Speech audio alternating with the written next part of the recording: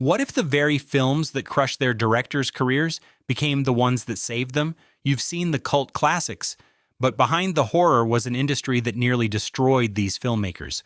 Why were these films deemed unwatchable, and how did they claw their way back into the spotlight? Stick around and you'll uncover the untold stories of redemption that prove success isn't always about the first impression. The Texas Chainsaw Massacre, 1974.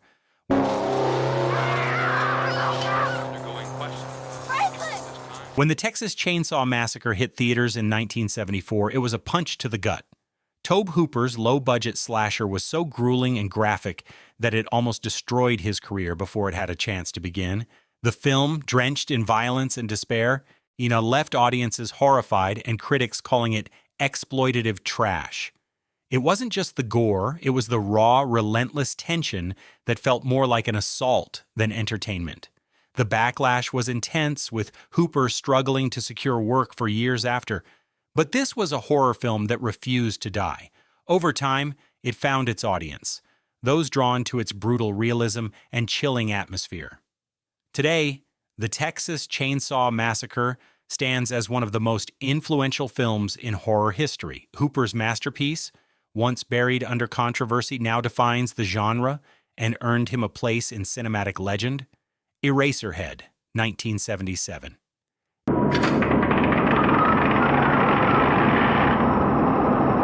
David Lynch's Eraserhead is one of the most unsettling films ever made. Released in 1977, its nightmarish visuals, warped sound design, an abstract narrative pushed the limits of what cinema could be. At first, it was ridiculed, with critics unable to make sense of its surreal horrors. Lynch, an unknown filmmaker at the time, was considered a mere outsider in Hollywood, and Eraserhead nearly ended his career before it even began. But something incredible happened. The film developed a following among avant-garde and horror fans who embraced its disturbing beauty. As time passed, Eraserhead became a cult phenomenon, cementing Lynch's place in the world of experimental cinema. Now, Eraserhead is not only regarded as a key work in the development of surrealist horror, but also as a cornerstone in Lynch's career, a film that saved him from obscurity and forever altered the landscape of American cinema. Reanimator, 1985.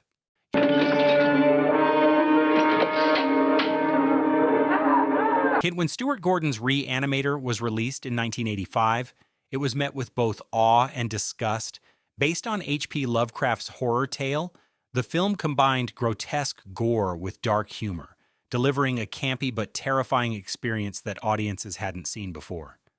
Yet its graphic violence and macabre subject matter alienated critics and many viewers, causing it to initially flop in theaters. Gordon, despite his talent, found himself struggling to find work after its release. The film's shocking special effects, including decapitations and body parts coming to life, were too much for mainstream cinema. However, what Gordon didn't realize was that Reanimator had ignited a cult following that would only grow stronger over time.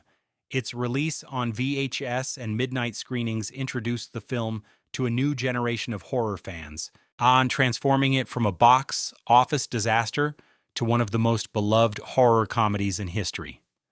Today, Reanimator is regarded as one of the finest horror films of the 1980s and one of the best adaptations of Lovecraft's work. Its success allowed Gordon to continue his filmmaking career, ultimately securing his legacy in the genre. The Evil Dead, 1981. I knew where you were, well, I would surely inform you that. And Sam Raimi's. The Evil Dead changed the horror genre forever, but not without pushing him to the brink of disaster. When the film premiered in 1981, it was met with harsh criticism for its over-the-top violence and shocking imagery. The story of 5 friends trapped in a cabin, fighting off demonic forces, was brutal, raw, and relentlessly intense, especially considering its meager budget. The film's shocking visuals, including dismemberment and possession, left critics reeling. For Raimi, the film was a labor of love, but the controversy surrounding it nearly ruined his career. It was so graphic that it was banned in several countries, and Raimi's future in the industry seemed bleak. Yet, The Evil Dead developed a loyal cult following that would not be silenced. Fans appreciated its unrelenting pace, the innovative camera work, and its campy horror that bordered on the absurd. Over time, Raimi's film became an undeniable classic, giving him a platform to build on with Evil Dead 2 and the Spider-Man franchise. Today, The Evil Dead stands as one of the most influential horror films ever made, and Raimi is celebrated for his boundary-pushing contributions to the genre. The Blair Witch Project in 1999, the Blair Witch Project became a cultural phenomenon.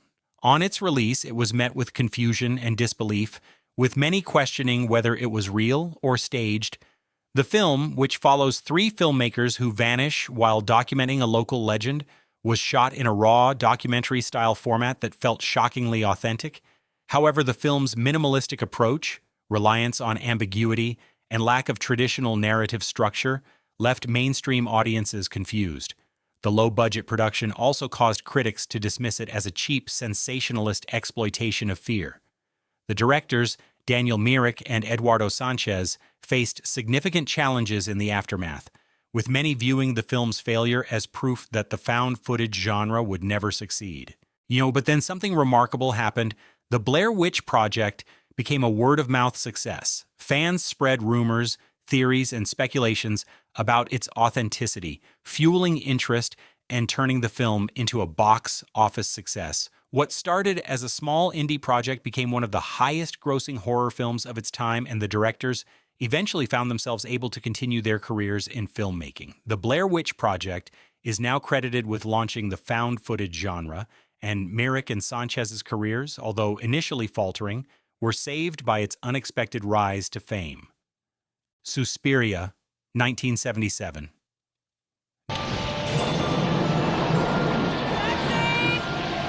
Dario Argento's Suspiria is a masterwork of Italian horror, but its initial reception was anything but kind. Released in 1977, Suspiria was met with sharp criticism for its violent, bloody imagery and seemingly nonsensical plot. The film follows a young ballerina who uncovers the dark secrets of her dance academy, which is secretly run by witches. With its vivid color palette, haunting goblin score, and unsettling gore, Suspiria pushed the boundaries of horror filmmaking. Critics, however, were divided on its style and substance, with some dismissing it as a shallow shockfest. For Argento, Suspiria represented a pivotal moment in his career, but it was initially a hard sell to both critics and audiences. Despite the film's failure to garner mainstream success at first, it developed a dedicated following due to its unique style and disturbing atmosphere. Over the years, Suspiria became a cornerstone of horror cinema, influencing countless filmmakers and earning its place as one of the greatest horror films ever made. Argento's career, which suffered from early missteps, was ultimately salvaged by Suspiria's growing reputation as a genre-defining masterpiece. Today, Suspiria is regarded as one of the best examples of Italian horror and remains an essential piece of film history. Basket Case, 1982. Frank Henenlotter's Basket Case is a bizarre, low-budget horror film that initially struggled to find an audience. Released in 1982, the film tells the story of a man named Dwayne, who seeks revenge after his conjoined twin is surgically separated from him. The film is filled with grotesque imagery, absurd humor, and a bizarre plot, making it a difficult sell to mainstream audiences. Critics were quick to dismiss it as cheap and exploitative, and Henenlotter faced a career slump after its release. However, Basket Case developed a unique following among fans of horror and exploitation cinema. Its shocking visuals, wild premise, and dark humor made it a favorite at midnight screenings, and it became a cult classic for those who appreciated its eccentricity. Despite its low-budget nature and initial commercial failure, Basket Case helped launch Henenlotter's career in the horror genre. He would go on to create other cult hits like Brain Damage and Frankenhooker, solidifying his reputation as a director who wasn't afraid to push the boundaries of taste and decency. Basket Case is now regarded as a cult gem and remains one of the most memorable exploitation horror films of the early 1980s. The House of the Devil, 2009. Day, all right? Really? That would be T. West's The House of the Devil arrived in 2009 as a love letter to the slow burn horror films of the 1970s and 1980s. At first, its methodical pacing and nostalgic vibe left many viewers disoriented and unsure of what to make of it. The film follows a young woman named Samantha who takes a babysitting job at a remote house, only to find herself trapped in a sinister ritual. What sets The House of the Devil apart is its deliberate buildup of dread. Unlike many modern horror films, it doesn't rely on jump scares or violent spectacle. Instead, it focuses on atmosphere, making the audience feel the creeping unease that builds throughout the film. Upon its release, critics were divided, with some praising its retro style and others criticizing its slow pace. For T. West, this divisive reception was a blow to his early career as he struggled to gain traction in Hollywood. However, in time, The House of the Devil developed a passionate cult following. If fans of slow burn horror, as well as those nostalgic for the 1980s aesthetic, embraced its throwback style and unnerving atmosphere. West's reputation as a horror director began to solidify, and the film played a key role in reviving the art of restrained horror storytelling. The success of The House of the Devil allowed West to continue making films like The Innkeepers and The Sacrament, but it's The House of the Devil that stands as his true breakthrough. It's a film that demands patience from its audience, but once you're hooked, it delivers one of the most chilling experiences in modern horror. Videodrome, 1983. David Cronenberg's Videodrome was released in 1983, a time when the world was beginning to grapple with the explosion of cable television, videotapes, and the spread of media. The film, a grotesque exploration of media consumption and technology's impact on the mind, was as much a warning as it was a disturbing work of art. Starring James Woods as a television executive who stumbles upon a mysterious, mind-altering show, Videodrome presents a world where the lines between the body, media, and reality begin to blur. On its release, the film faced mixed reviews. Critics were shocked by the graphic violence, bizarre imagery, and the underlying critique of the media's influence. The film's graphic content, which included disturbing scenes of body transformation, left many feeling repulsed, and its surreal, disorienting narrative left others confused. For Cronenberg, the film initially seemed like a career misstep. His future in Hollywood appeared uncertain, as Videodrome was far too avant-garde and controversial for mainstream success. However, over time, Videodrome garnered a strong cult following. It was praised for its innovative take on the dangers of technology and its prophetic examination of the relationship between entertainment and control. Critics who once dismissed the film began to reassess its importance, with many seeing it as a prescient work of science fiction. Today, Videodrome is considered one of Cronenberg's finest works, a key film in the body horror genre, and a terrifyingly accurate portrayal of society's ongoing obsession with media. Cronenberg's career, while once shaky, is now cemented as one of the most important. The Wicker Man, now 1973.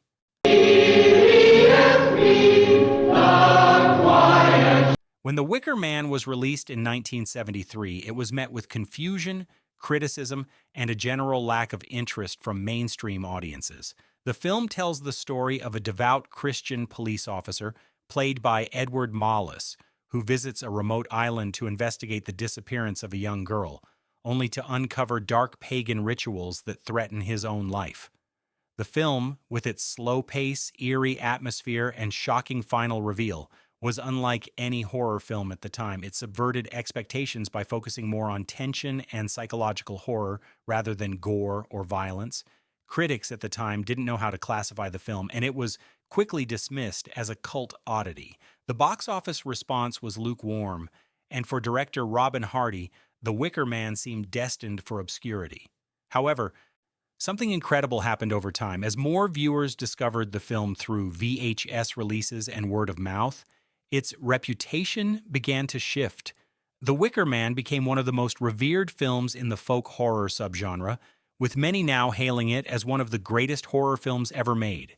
Its eerie atmosphere, haunting soundtrack, and powerful performances slowly earned it a place in film history. In the years since, The Wicker Man has been rediscovered by a new generation of horror fans, and it is now recognized as a masterpiece of psychological horror and one of the greatest cult classics in cinema.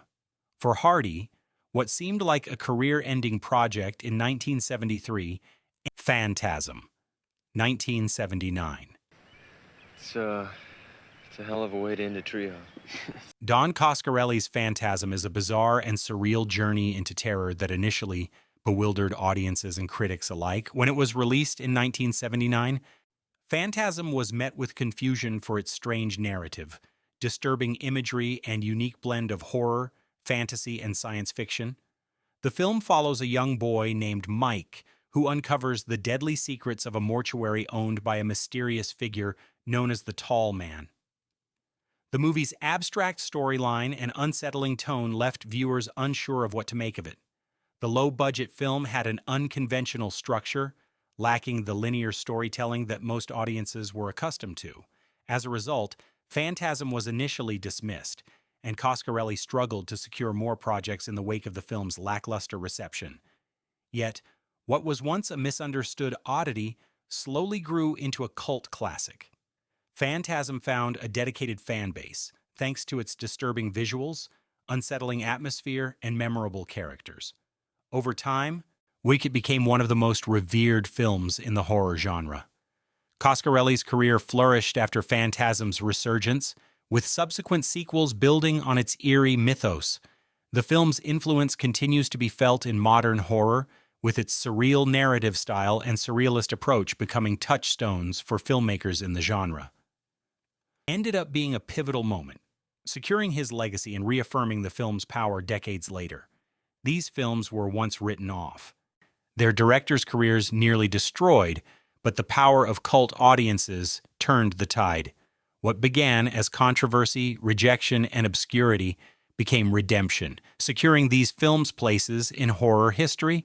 Now, they're considered masterpieces, proving that sometimes the most daring films are the ones that truly endure.